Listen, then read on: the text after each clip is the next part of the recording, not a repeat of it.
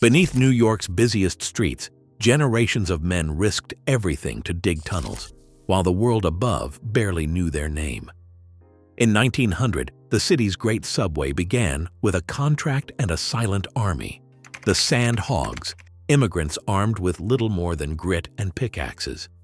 Nearly forgotten, their achievements are dwarfed only by the dangers they faced. Why did their sacrifices vanish from our history? The word sandhog first burrowed into New York's vocabulary in the late 1870s. In payroll ledgers for the Brooklyn Bridge caisson crews, clerks began scribbling the nickname next to men assigned to the riverbed's pressurized chambers. Newspapers picked it up soon after, using the term to describe the gritty laborers who vanished each morning beneath the East River, resurfacing hours later caked in mud and sweat. By the time subway construction contracts were signed at the turn of the 20th century, sandhog had become shorthand for anyone who made a living digging beneath the city, whether in river caissons, subway trenches, or water tunnels. The name stuck through generations, outlasting the jobs themselves in news clippings and union records. In 1879, a Brooklyn Eagle article described sandhogs as the men who eat sand for bread, capturing both the hardship and the pride tied to the work. The label carried through to Local 147, the union formed in 1906, and remains etched in the archives of New York's underground history. Excavation for New York's first subway line began in the spring of 1900, the result of a contract signed on February 21st between the city and the Interborough Rapid Transit Company. City Hall's marble steps became the starting point. Crews broke ground on March 24th, launching a project that would stretch nearly 10 miles north to 145th Street. The work unfolded block by block, with sandhogs digging trenches along Broadway and Park Avenue, carving through layers of soil and stone by hand and dynamite. Construction records docketed as IRT. Contract number 1 tracked the progress in daily ledgers, each entry tallying cubic yards removed and feet advanced. For 4 years, the city's surface was a patchwork of open cuts and timbered trenches, while below, teams worked in darkness, laying the bones of a new transit system. On October 27, 1904, the first train rolled out from City Hall, carrying passengers through tunnels once filled with mud and rock. A foreman, cap pulled low, watched the inaugural run, his crew already moving on to the next stretch of track. For the men underground, the job was never finished. Each mile completed meant another waiting to be claimed from the earth. Below the city, every foot of progress brought a new threat. The tunnels pressed in from all sides, their walls held back by little more than timber and hope.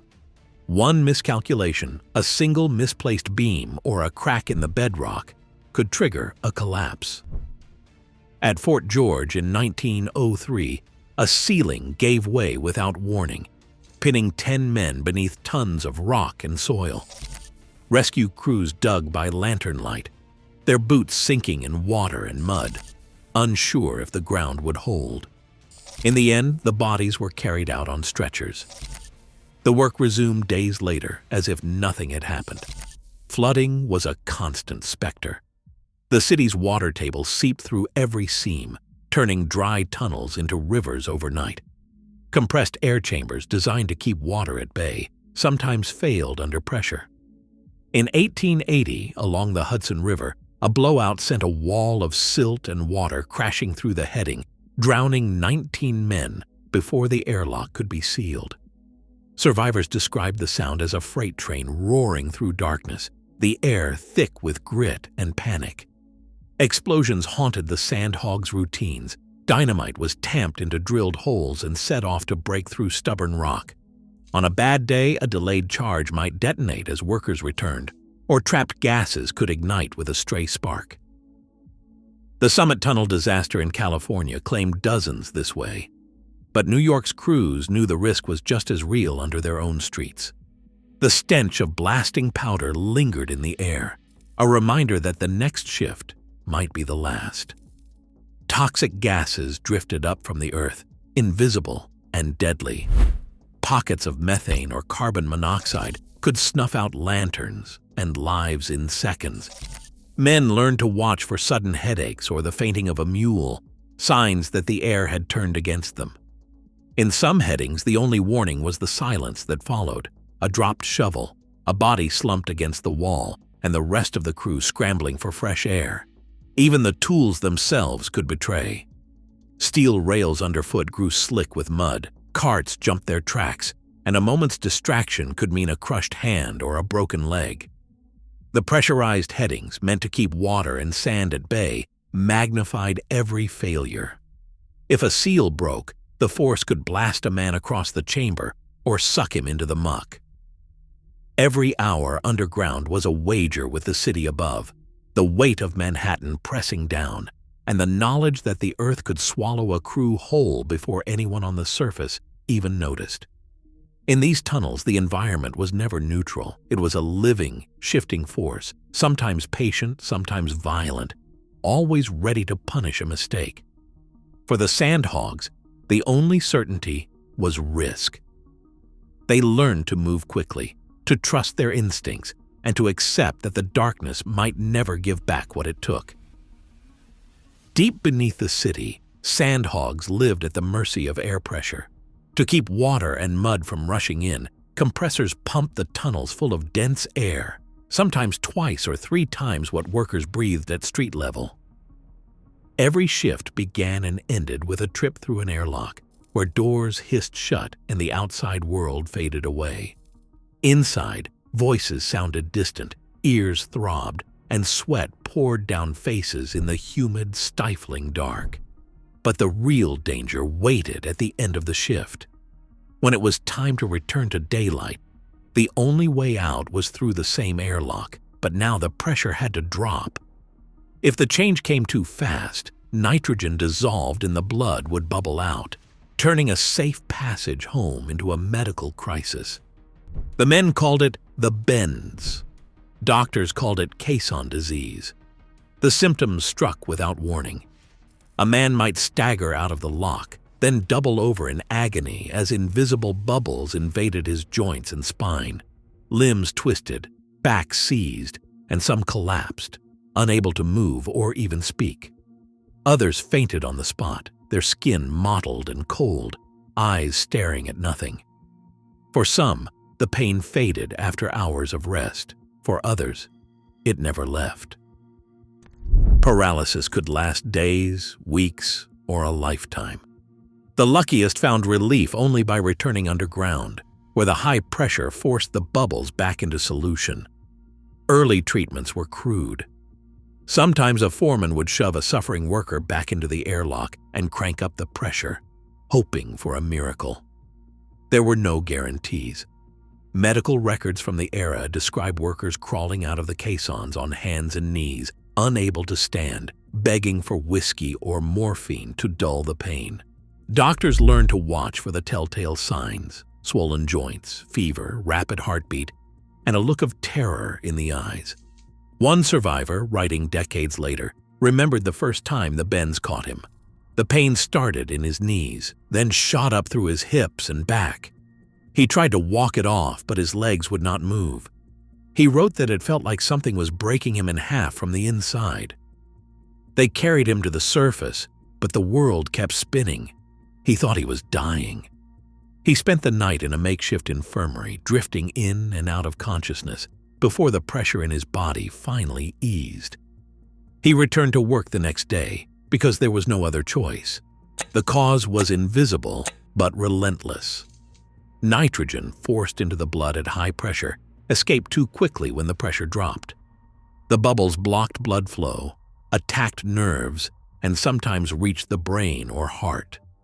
Older workers and those on longer shifts suffered the worst, especially if they rushed the decompression to get home faster or earn overtime.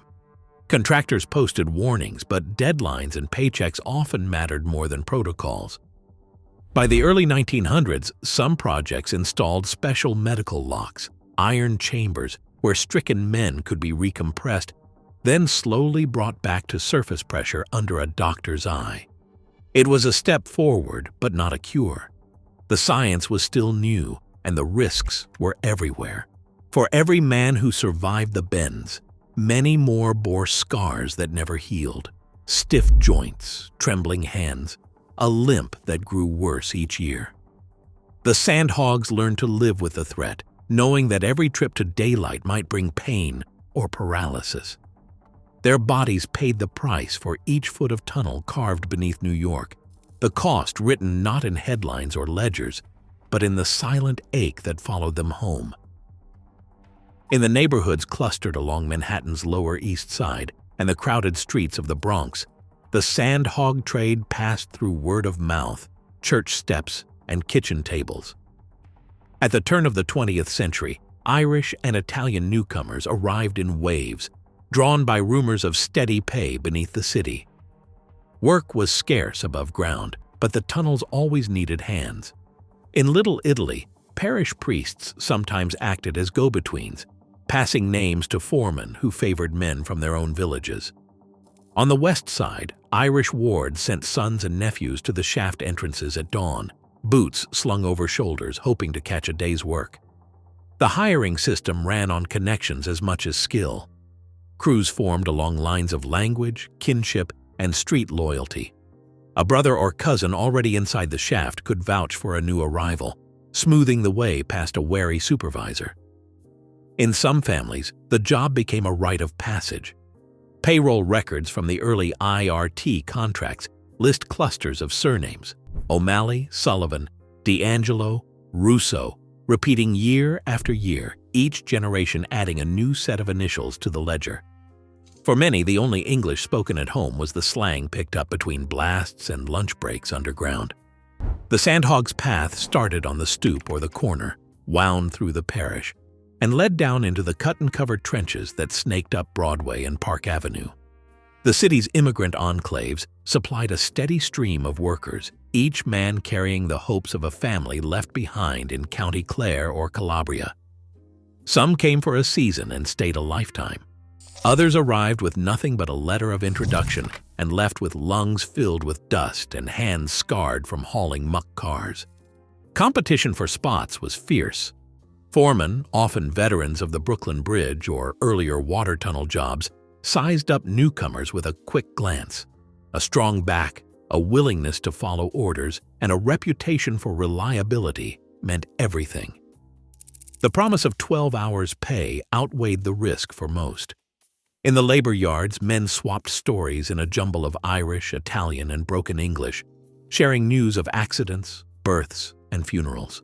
The city's surface was a world apart. Below, the crews forged their own codes. Hiring halls and saloons near the tunnel entrances became unofficial labor exchanges. Here, deals were struck over pints, debts settled, and jobs handed down. The ancient order of Hibernians and Italian mutual aid societies offered a safety net for the worst days, a few dollars for a widow or a priest to say mass for a lost son. But the real support came from the men themselves. Underground, loyalty was currency, and a man's word could mean the difference between a day's work and a closed door. The sandhog crews that built New York's first subway lines were more than just a workforce. They were a living chain, linking old-world villages to new city blocks, passing skills and stories from father to son, neighbor to neighbor. Their roots ran deep beneath the city, invisible but essential, shaping the very tunnels they carved.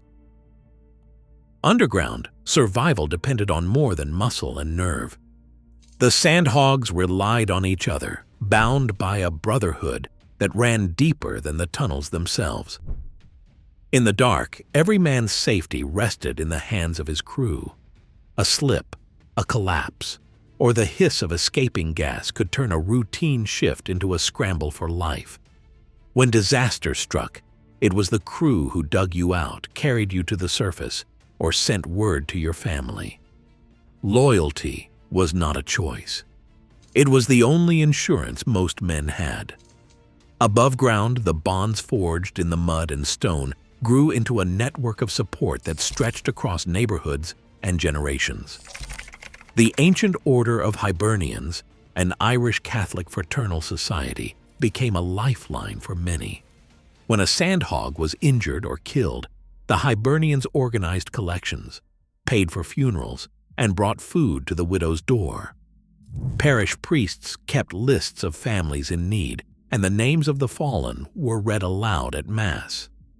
In some cases, mutual aid societies pooled dues to offer a small payout, enough to cover a coffin, a month's rent, or the train fare for relatives back in Ireland or Italy. These gestures could not erase the loss, but they kept families afloat when the city's ledgers did not.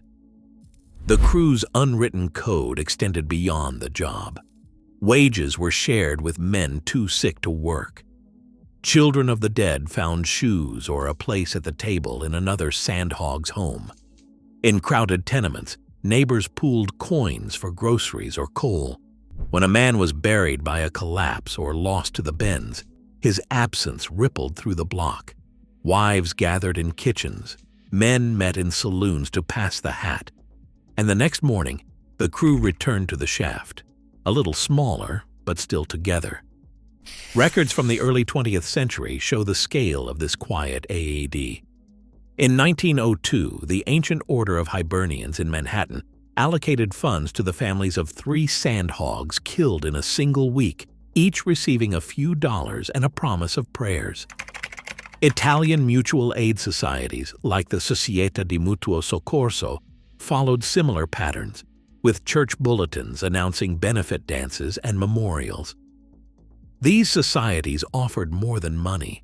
They gave a sense of belonging in a city that could be cold and indifferent. The Brotherhood of the Sandhogs was not just sentiment. It was a practical response to danger and poverty, a way to endure when official help was scarce. The city rarely compensated families for lost breadwinners, and insurance was a luxury few could afford. Instead, the sandhogs turned inward, building their own safety net from trust and shared hardship. This web of aid allowed men to face the daily risks below ground, knowing that if the worst happened, someone would look after those left behind. As the years passed and new waves of immigrants filled the ranks, these traditions persisted. Skills and stories moved from father to son, and the bonds of mutual support held firm even as the city above changed. The sandhogs' quiet solidarity became the glue that kept their world together, holding off despair with grit. Pick and shovel work defined the earliest days of subway construction. The men who showed up at dawn brought their own tools: steel picks for breaking up clay, flat-bladed shovels for loading muck into waiting carts.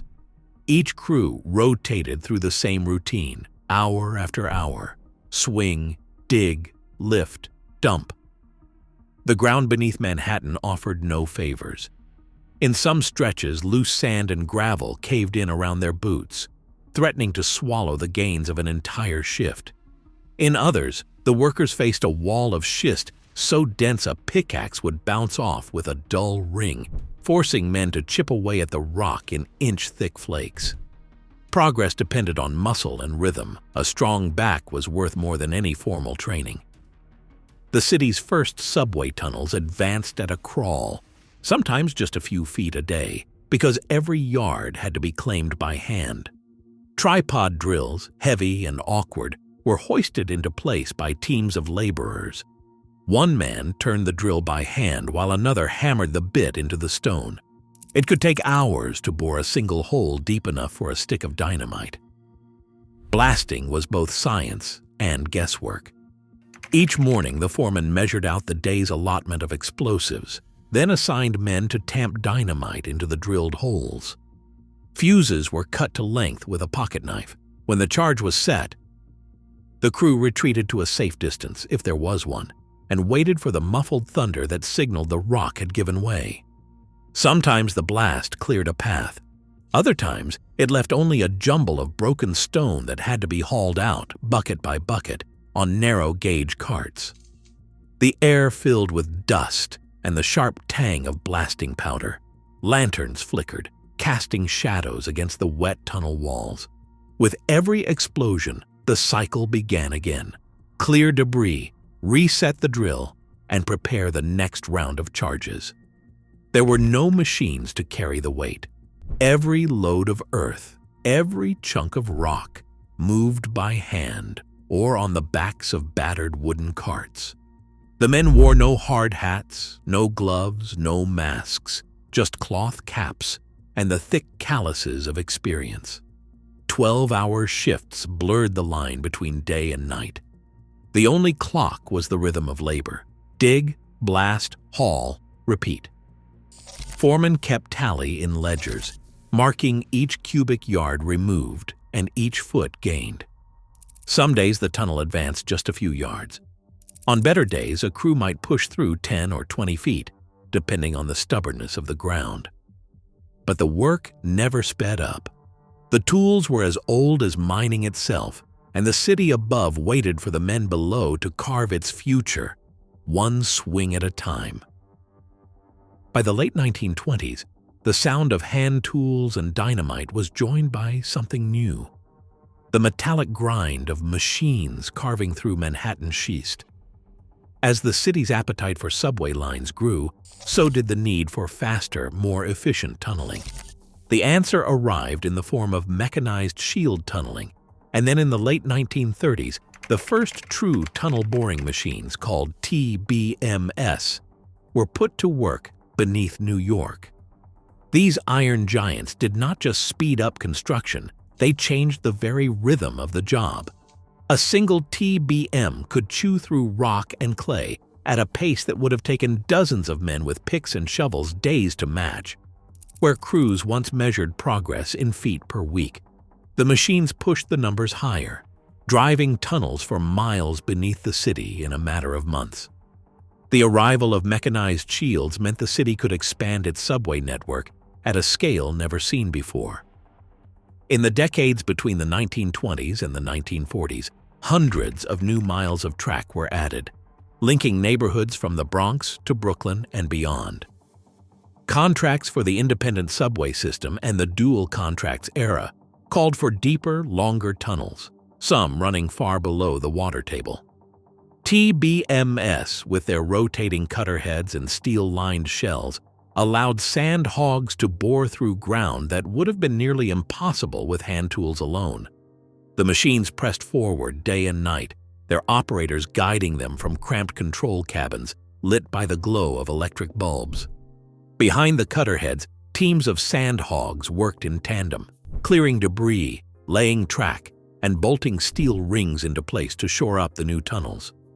The work remained grueling, but the nature of danger began to shift. The risk of collapse lessened as shield machines braced the tunnel face, but mechanical failures brought their own hazards.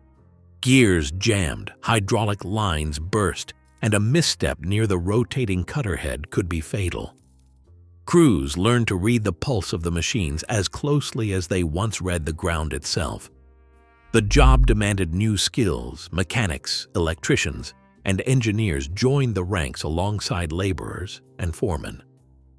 For the sandhogs, the transition was both a relief and a challenge. Some took pride in mastering the new technology. Others missed the days when a man's strength and nerve were the only tools that mattered. As the machines advanced, the city above grew with them. Subway expansion drove new housing, jobs, and entire neighborhoods into being. The sandhogs adapted, moving from hand-dug trenches to mechanized bores, learning to trust iron and electricity as much as muscle and grit. By the end of the 1940s, the New York City subway had become one of the largest and most complex transit systems in the world, a network stitched together by men and machines working side by side beneath the streets. For every mile of tunnel carved beneath New York, a man was lost. That was the rule passed between sandhogs, spoken quietly in saloons and at supper tables, a grim calculation that clung to every stretch of subway and water tunnel. The official ledgers rarely told the full story. Coroner records from the early 1900s showed dozens of deaths in a single year, but the true number ran far higher. Accidents disappeared from payrolls with a stroke of a clerk's pen. Some men never made it onto the books at all, hired off the street for a day's work, then gone without a trace when disaster struck. Municipal archives reveal the scale of the loss. Hundreds of sandhogs died building the city's arteries. their names scattered across death certificates, church bulletins, and faded union rolls. The city paid little mind. Contractors calculated risk in dollars and days, not in lives. $11.50 a day was the going wage by 1929, enough to keep a family afloat, but never enough to buy safety or certainty. When a man vanished in a cave-in or drowned in a blowout, his name might be scratched from the payroll, as if he had never been there at all. For the families left behind, the grief was immediate and absolute. In a tenement kitchen off Mulberry Street, a widow sat with her children and the parish priest, the news still raw. Her husband's shift had ended in silence. A lantern dropped, a tunnel collapsed, and the city above continued on, unaware. There was no pension, no guarantee of compensation. The union passed the hat, the Hibernian sent a few dollars, and neighbors brought bread and coal. But the rent came due all the same, and the children grew up learning to live with absence. The city's progress was measured in miles of tunnel, but for those who did the digging, the cost was counted in funerals and empty chairs. The sandhog's widow became a familiar figure in the neighborhoods that fed the shafts, her story written in the margins of coroners' reports and in the memories of those who survived. The men kept working, each knowing that his own name might be the next to vanish from the ledger. His family left to piece together a life from what remained. The records show a quiet erasure. Payroll deletions, accident reports rewritten as industrial mishaps, and deaths that never reached the newspapers. The man-a-mile rule was more than a saying. It was a warning and a promise that the ground beneath New York was paid for in blood as well as sweat. The city's subway runs on steel and stone, but its foundations are lined with the stories of those who never came home. A century after the first sandhogs vanished beneath the city, their descendants still gather at the tunnel mouth, hard hats slung over their shoulders, ready to disappear into the dark. Today, Local 147 counts more than 2,000 members, men and women whose families have worked these tunnels for 3, sometimes 4 generations. The faces have changed, and so has the job. The old dangers never vanished, but the rules of survival look different now. Modern sandhogs suit up in reflective jackets, steel-toed boots, and helmets fitted with lamps and radios. Before each shift, supervisors check respirators and harnesses, running through safety protocols that would have baffled their grandfathers. Every crew carries emergency oxygen, and the tunnels are wired with sensors for gas, water, and shifting ground. Personal protective equipment is mandatory, not an afterthought. The union's training yard in the Bronx is a far cry from the hiring halls of the Lower East Side. Here, new recruits practice rescue drills, learn to operate tunnel boring machines, and study the science behind compressed air and decompression. The lessons are written in the names on the Union wall, men lost to cave-ins, drownings, and the bends, reminders of what happens when safety slips. On a recent morning, Patrick O'Malley, his great-grandfather's name still on an IRT payroll from 1903, walked the length of a new subway bore beneath 2nd Avenue. He's a foreman now, responsible for a crew that includes his nephew and a neighbor's son. The machines around them are massive, tunnel-boring heads the size of small houses, hydraulic arms that can move tons of earth in minutes. But the work is still personal. O'Malley checks every harness, inspects the airlock, and keeps a battered union card in his wallet, passed down from his father. He talks about the old stories about men who dug by hand and never came home. But he's just as proud of the zero-incident days, the months when every worker clocks out whole. Current projects stretch from the East Side access to Water Tunnel number 3, each one a reminder that the city's lifelines still depend on sandhogs. The union fights for better contracts, health care, and job security. But the real legacy is the knowledge passed hand to hand. How to read the ground, how to trust your crew, how to walk out of the tunnel at the end of your shift. The city above may not notice, But the work continues, louder, safer, and just as vital as it was 100 years ago. Every time a train rattles through New York's tunnels, it runs atop the invisible labor of those who risked, and sometimes lost, everything beneath our feet. Today, as infrastructure debates rage and essential workers remain undervalued, the sandhog story reminds us. Progress is built on unseen sacrifice. Our city's future depends on finally recognizing the hands that shaped it. We walk on their legacy every day, whether we remember their names or not.